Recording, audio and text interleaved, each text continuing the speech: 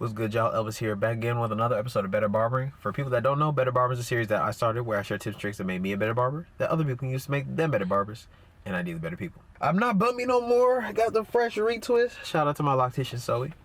So for people that don't know, I've been doing consultations with barbers for a little bit now, and I've been talking to barbers at every level, whether you're a hobbyist, hustler, or professional. I've been working at my barber school for like the last year, and I come across people of all different kinds of skill level, as well as different goals, but all within this barbering craft. And of course, I went to barber school, but before that I was self-taught. It's really YouTube and trial and error for like 4 years before I even went through the process of going to school to get my license. And since I got my license, I've took off in a bunch of cool ways. A bunch of cool stuff has happened, and going through the process of school has benefited my skill set and my understanding of the things that I'm trying to do.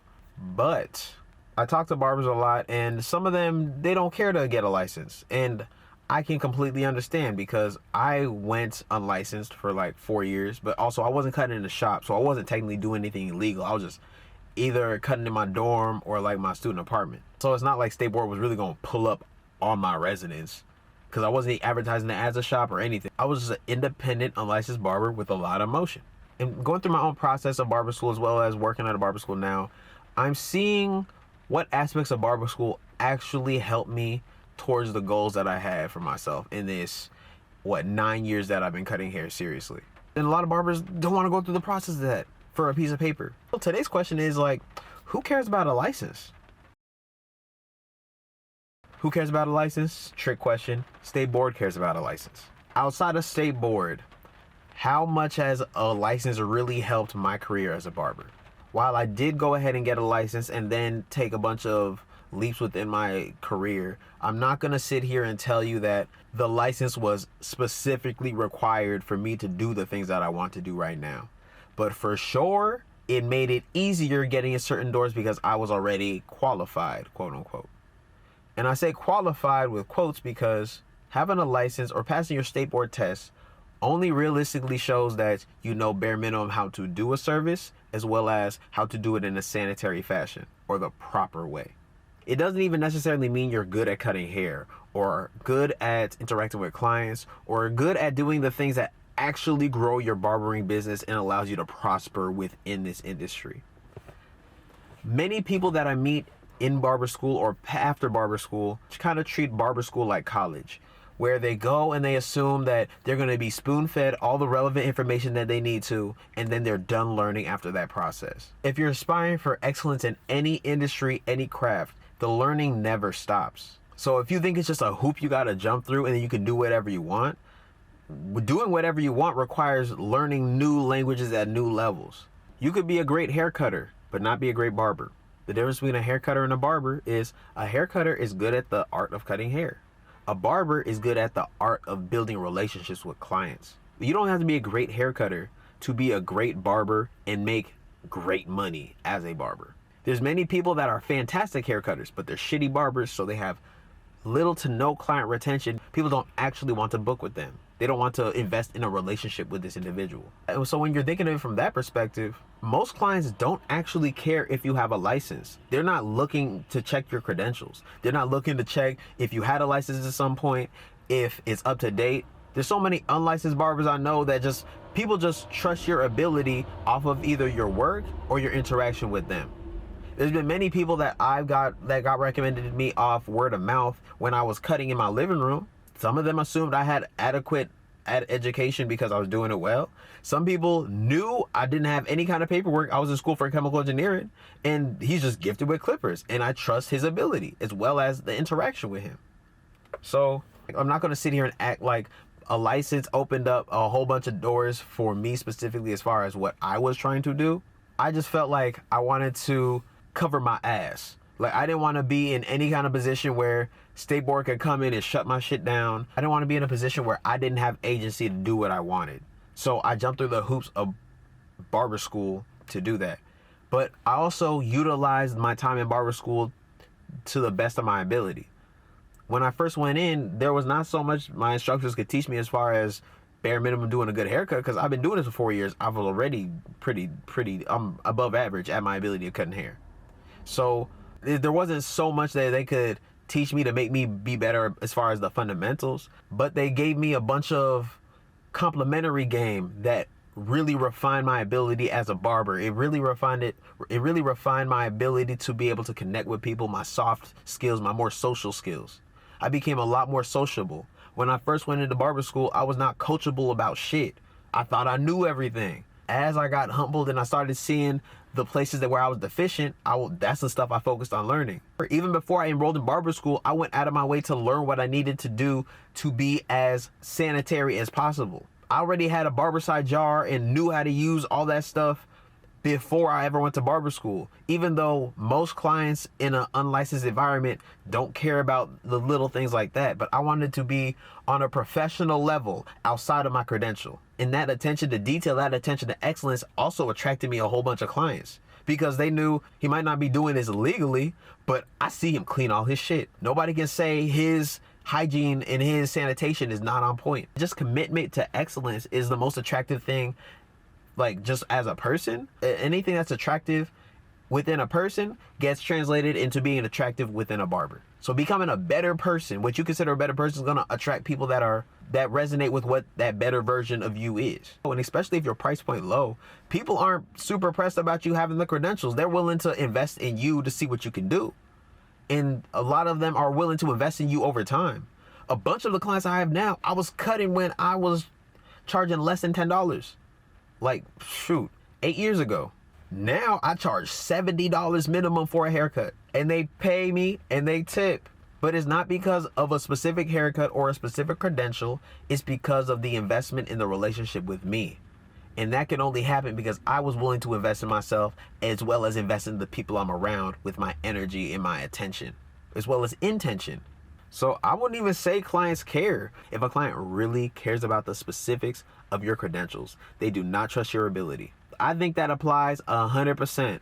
I remember being at barber school, and there's this one dude who, not saying no names, but he happened to be cutting in the shop illegally, you know what I'm saying, for some time. But he was, we were still at barber school. And this lady came to the barber school to complain about him because he cut her at the shop that he was at. Come on, this dude is like already raw. He been doing this, you know what I'm saying? Like, his haircuts are fire. But this lady heard from somebody at the shop that he was cutting at that he was still in barber school. She apparently got upset over that fact.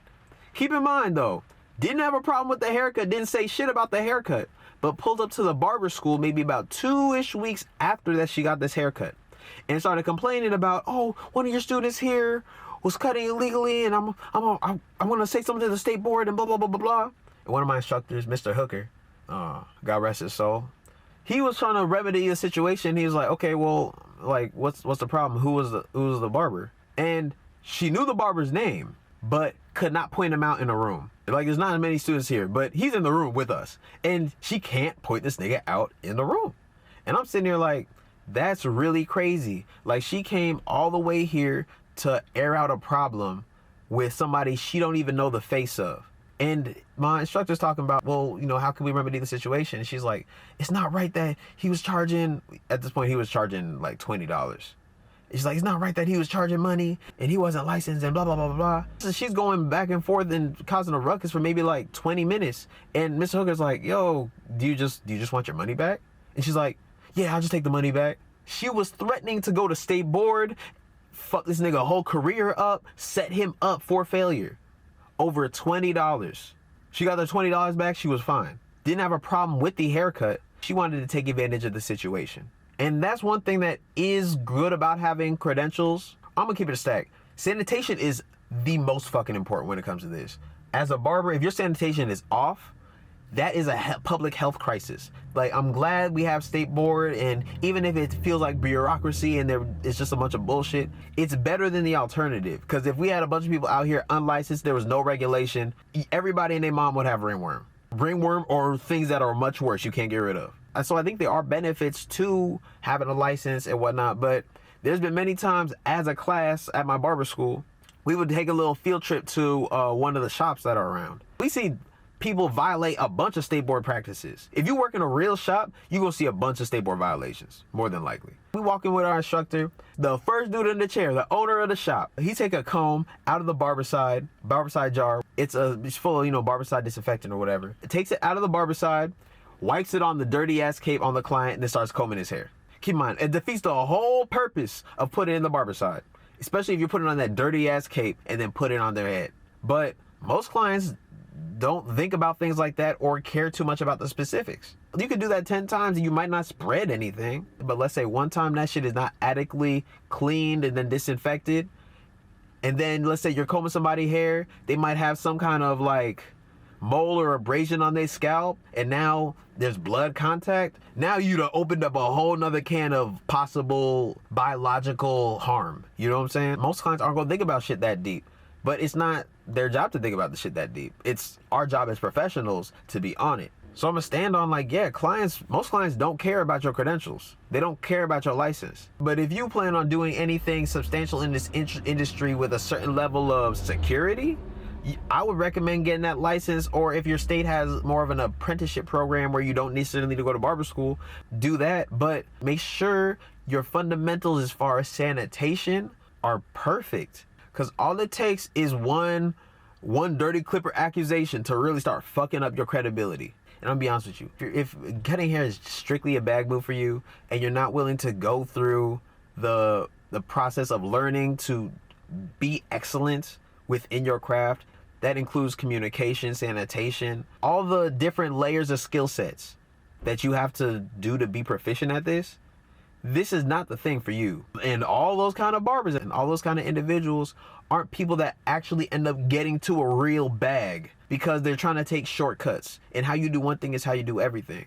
If you're the kind of person to completely neglect state board policies, you're probably the kind of person to not want to go to barber school. You're kind of also probably the person that doesn't want to put in the reps, put in the work to elevate to another level. This is not me passing any judgment. There's hella haircutters out here, but very few barbers. If you're a barber and you want this to be your real life profession, ultimately after you build your ability to cut hair, it's about building relationships and trust within people.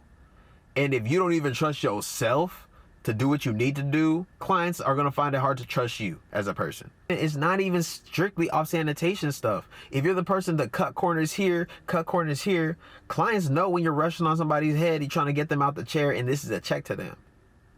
You will get paid so much more off of your relationships with people versus individual haircuts. And if you're the type of person to cut corners with haircuts, cut corners with the whole process of becoming a barber, you're gonna cut corners with relationships. You're not gonna get anywhere worthwhile cutting corners. I'm not trying to renege on everything I just said, but if I was to do things differently, realistically, if I was to go back and go through the process of becoming a barber again, I probably, like, knowing what I know now, I might not have went and got a license. But that's only because I was going out my way to pursue excellence with or without the piece of paper. That meant nothing to me. It was literally just a hoop I had to jump through. And I took every given opportunity as an opportunity to learn and get better within my craft. So I might not have went through barber school and all this and that, but now I'm realizing that my whole end goal wasn't necessarily being a barber. This was just a means that allowed me the freedom to express the creativity that I wanted to within entrepreneurship. So I'm gonna cut hair forever, but even now I barely identify as a barber. I'm not that pressed about this credential going forward, because lacking this credential, it wouldn't have changed anything except for I wouldn't be in a shop. And my clients were coming to my crib anyway. I think it was a great opportunity to expose myself to other things in this industry, but now I'm kind of realizing I love this industry, but I'm more pressed about creating a community within this industry, because a lot of us do the same shit, but we don't do the shit the same. And I don't really want to be a part of a lot of the shit these niggas is on. But that's all I got for today. I appreciate y'all watching. If you haven't already followed me, go ahead and follow me on Instagram as well as TikTok at Cuts by Elvis, at Better Barbering. But I appreciate y'all again. Till next time, Craft of a Clout, I'm out.